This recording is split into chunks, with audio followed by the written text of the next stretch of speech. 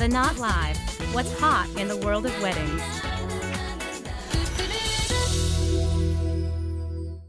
I have a very special guest. She is a wedding planner to the stars. She plans weddings around the world. She has an office in Greece. She has an office here in New York City.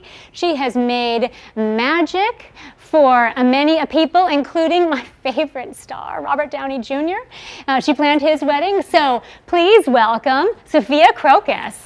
Carly. I'm so glad to have you. Now we're going to have some fun here, and you are going to share some of your fantastic secrets to making an incredible wedding. Tell me a little bit. How many weddings do you do a year?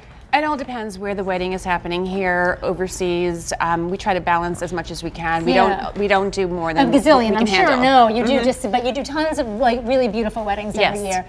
And so we've been doing some talking before the show, everyone. And I really wanted to get to the heart at what you feel makes a wedding fantastic. And the first thing on your list was tents. Tell me about this. Well, back in 1998, when I started the company, my first wedding actually that I had produced was in a tent. So from that point onward, I just fell in love. I loved the whole production on what it takes to basically build a tent, because I kind of consider myself sort of the architect, the builder, and the designer. Yes, we collaborate with many brilliant designers that I bring on board, depending on the bride's style and budget and so forth. But tents, to me, building a room is just magical to me. You can really personalize it. I mean, I think the colors there, the furniture, it really is your own space to work with. And that particular tent we had just done over the summer in the Hamptons, and we had actually flown that tent in from LA. It's a Raj tent, which is beautiful. Flown the tent in. All right, now another thing you talked about, that's right. Budget's there. Got the budget. It's a good way to use it.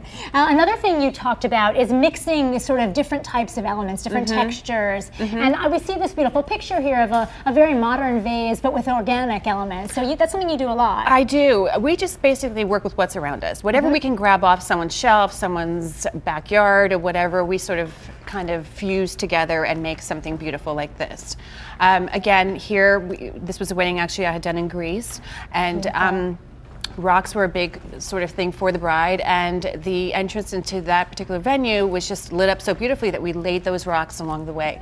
Here again, mod pieces with sort of natural Zen-like elements that we kind of produced, that we put onto the table.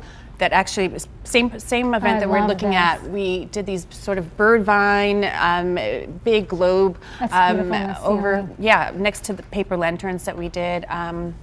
Again, a tent. You could tell that I just love doing tents. Well, it's also some organic feeling. I love that. Now, another thing was circles. This ceremony space is so simple, but really beautiful. Yeah. Well, this particular wedding was in Sonoma, actually, and the bride and groom completely trusted me and said, hey, this is an open space, you run with it. So to me, circles are a symbolism of life coming together, full circle, unity and so forth. And we didn't want to obstruct the views of where we were, obviously, and build some type of structure to kind of put them on there. So we just built floral circles around, and we just had the bride and groom go in there. Same with here.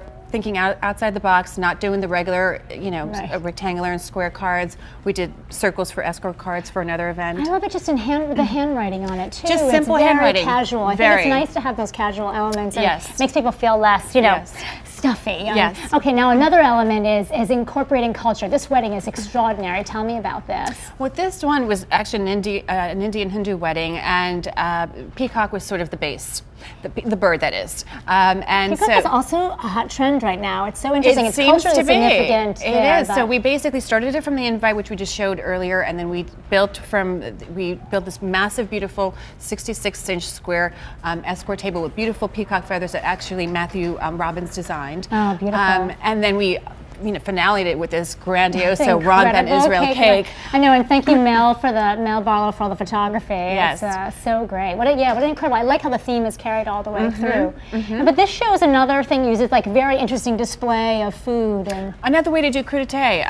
Again, depending on the client and their tastes and so forth, we didn't want to do sort of the typical round crudité table, so we used what the caterer had in their prop room. Like this, also same caterer, Creative Edge, who I love to work with. Yeah, they're good. Sorry if I'm giving a little props to my people. No, that's all right. No, of course you should. They all make it happen. They do. So with this, actually, what they did is they used pour rubber. Oh, They poured wow, rubber on their trays. It sticks, and they actually display their hors d'oeuvres. So it's also a way of not the hors d'oeuvres sort of slipping around. That's and amazing. depending on this on the design, we can do many different patterns and so forth. Pattern clearly popular with you too, and I think it's nice to have this graphic. I love this display of the place cards. And then finally, you love long tables. I do. It is my favorite way to go. I agree. You know, 12 years when I again started this company, longs were not even a topic of discussion. It was always rounds. Yeah, right. until we sort of broke that ice, and honestly, it was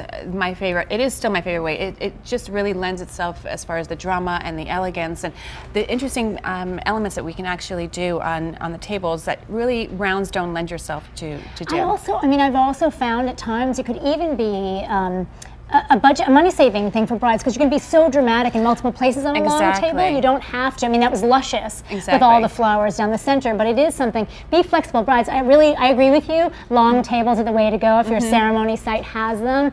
It's a very different feel, and it is. And really, it's all a matter of the budget. If you can afford it and you can go the extra mile, great. If not, there are other ways to be creative. It's all about being creative. Well, thank you so much, Sophia. It was fantastic to have you share these great tips, and I look forward to seeing all the exciting weddings you're doing this year. Thank you. I appreciate it. Okay. Now, you can find many more ideas for your wedding at theknot.com/wedding style. We show tons of pictures, all different inspiring ideas, and it's a great place to inspire yourself.